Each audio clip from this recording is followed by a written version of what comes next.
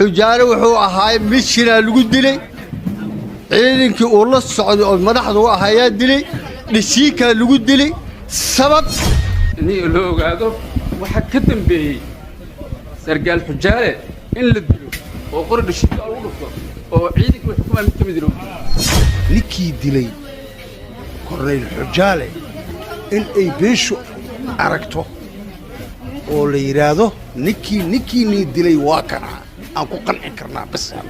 dad badan oo la dilo oo la yiraahdo raadkiisa waa dhumay ma aqbalina mana aqbali doono waxaan sugaynaa ninkaas inuu cadaalad helo meeshaan isagu dhoobantay airportka ay tagi doontaa waxayna arki doontaa meydkoodii iyo ninkii dilay ay rabtaa inay isku aragto raxiim waxaan meeshaan isugu imaaday oo beesha la gumar isugu imaaday waa tacsiidii cabdisalaam xujaale warka waa la dhahay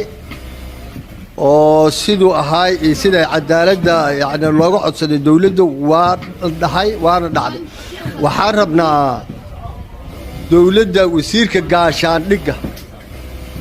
wasiirka gaashaandhigga cusub fiqi taliyo odawaa salaad xujaale waa nin ay yaqaaneen nin qaran ahay nin tolkaan meesha fadhiya soomaaliyo idil nin matala buu ahaay nin qaran buu ahaay ninkaasi waxaan rabnaa dawladda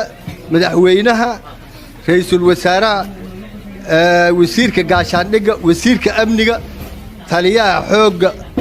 waxaan rabnaa inuu helo cadaalad inuu helaan rabnaa xujaale inuu cadaalad helaan rabnaa mar saddexaad inuu cadaalad helaan rabnaa xujaale wuxuu ahaay mishina lagu dilay